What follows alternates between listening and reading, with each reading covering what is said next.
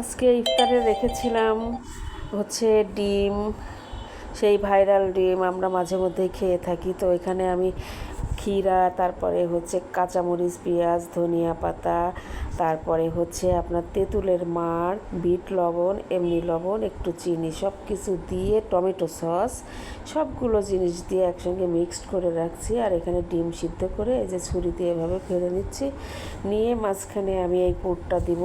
পুরটা কিন্তু এতই সুন্দর খেতে, কি বলবো আর, খুবই মজার।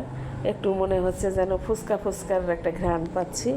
যাক, এভাবে কিন্তু মাঝে মধ্যে আমরা খাই। তো ভাবলাম রোজা থেকে আসলে কোনো কিছুই তো খেতে ইচ্ছা করতেছে না, আর ঠান্ডাও লেগেছে, প্রচুর ঠান্ডা লেগেছে। মনে করলাম যে এটা একটু তৈরি করে দেখি খেতে পারি কি না, সেজন্য এটা তৈরি করলাম।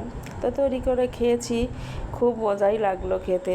একটু ঝাল ঝাল ছিল, বেশি পরিমাণে ঝাল দিয়েছি মুখে যাতে করে একটু স্বাদ লাগে। যাকে, তো আমার বানানো হয়ে গেছে। ভালো থাকবেন সব।